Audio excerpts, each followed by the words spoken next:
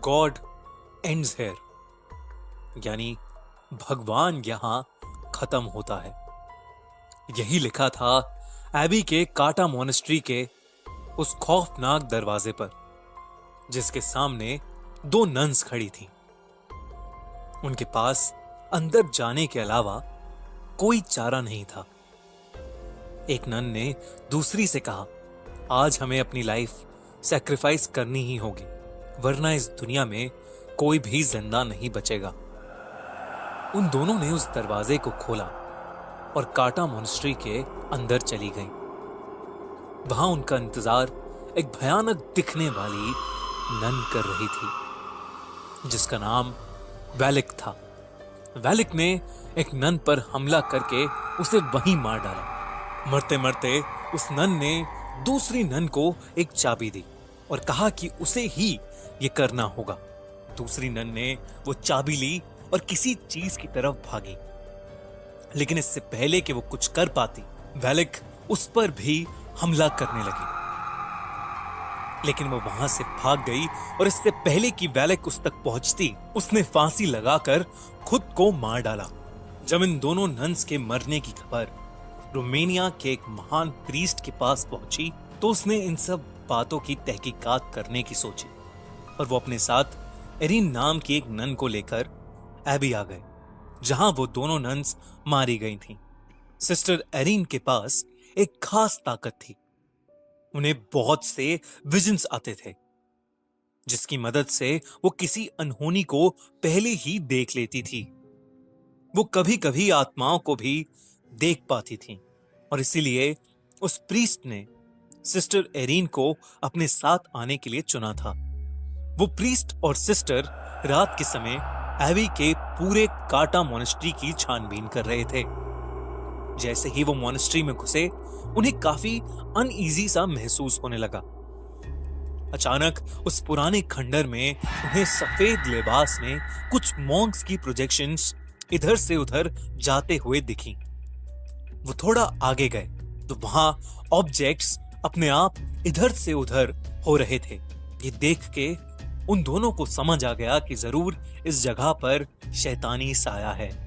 तभी एक कोने में उस प्रीस्ट को वो नन दिखी जिसने फांसी लगाकर खुद को मार डाला। उसकी गर्दन टूटी हुई थी और उसका मुंह आधा सड़ चुका था। अचानक उस नन ने अपनी आंखें खोली और उस प्रीस्ट पर हमला करके उसे एक कॉफिन में कैद कर दिया। दूसरी तरफ सिस्टर एरिन एबी के काटा मोनेस्ट्री में रह रही एक नन से टकरा गई। उससे बात करने पर मालूम हुआ कि बहुत समय पहले वहां पर एक एग्जॉर्सिज्म किया गया था, जिसके दौरान हमारी दुनिया में एक पोर्टल खुल गया था। उसी पोर्टल की मदद से कुछ शैतानी आत्माएं हमारी दुनिया में आने लगी थीं। वैलिक नाम की एक शैतानी आत्मा भी उसी पोर्टल के जरिए इस दुनिया में आई थी। कहते हैं कि वैलिक बहुत ज्यादा खतरनाक है और जो कोई भी भगवान की पूजा करता है, वो उस इंसान को जिंदा नहीं छोड़ेगी। सिस्टर एरिन ने उस नन से पूछा कि वो किस तरह वैलिक को हरा सकते हैं। ऐसे में उस दूसरी नन ने कहा कि उसे सिर्फ जीसस क्राइस्ट के खून से मारा जा सकता है। उनका खून एक एंटीक रेलिक में बंद है और उस रेलिक को सिर्फ एक चाबी से खोला जा सकता है। उस नन ने बहुत डरते हुए सिस्टर एरिन को वो चाबी दे दी। सिस्टर एरिन ने जैसे ही वो चाबी अपने हाथ में ली, तभी उन्होंने कुछ नेगेटिव एनर्जी महसूस की।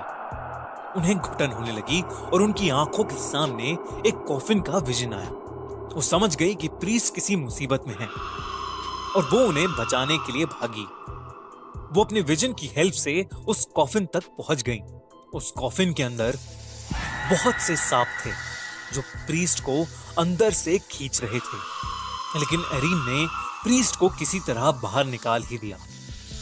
जैसे ही प्रीस्ट बाहर निकले, सिस्टर एरिन ने देखा कि उन सारे सांपों के बीच वैलिक लेटी हुई थी, जो कि प्रीस्ट को बाहर नहीं जाने दे रही थी। इससे पहले कि वो कुछ समझ पाते, वेलिक अचानक से गायब हो गई। सिस्टर एरिन ने प्रीस्ट को वो चाबी दी और उन्हें बताया कि वेलिक को कैसे खत्म किया जा सकता है। प्रीस्ट ने पूछा कि उसे ये सब कैसे पता लगा। सिस्टर एरिन ने कहा कि एबी की काटा मोनेस्ट्री में रहने वाली एक नन ने उसे ये सब बताया। इस पर प्रीस्ट ने कहा कि काटा मोनेस्ट्री में तो कोई भी नहीं रहता, वो तो पूरी तरह से उजड़ा हुआ है। सिस्टर एरिन ये सुनकर बहुत चौंक गई। इसका मतलब ये चाबी उन्हें जिसने दी थी वो भी एक आत्मा ही थी जो वेलिक को हराने के लिए उनकी मदद कर रही थी। प्रीस्ट ने उस चाबी की मदद से कुछ मंत्र पढ़े जिससे उन्हें पता लग गया कि वो एंटीक रेलिक कहां पर है जिसमें जीसस क्राइस्ट का खून था। प्रीस्ट ने सिस्टर एरिन से कहा, आज हमें अपनी बलि देनी ही होगी, वरना इस दुनिया में कोई भी जिंदा नहीं बचेगा। वेलिक उनका वहीं इंतजार कर रही थी। जैसे ही वो अंदर घुसे, वेलिक ने प्रीस्ट को पकड़ लिया। सिस्टर एरिन ने उनके हाथ से चाबी ली और अपने विजन की मदद से उस एंटीक रेलिक को खोज निकाला। वो प्रीस्ट मंत्र पे मंत्र पढ़े जा रहा था, लेकिन वेलिक पर मानो कोई असर ही नहीं हो रहा था। अंत में उसने प्रीस्ट को बड़ी बेरहमी से मार डाला। अब वो सिस्टर एरिन के पास आ रही थी, लेकिन सिस्टर ने उस रेलिक को खोज लिया था। वेलिक ने सिस्टर को उनकी गर्दन से उठा लिया, लेकिन सिस्टर ने जल्दी से जीसस का खून वेलिक के ऊपर फेंक दिया। देखते ही देखते वेलिक बुरी तरह से जलने लगी। वो जोर जोर से चिल्लाने लगी लेकिन वो वेलिक को मारने में कामयाब रही।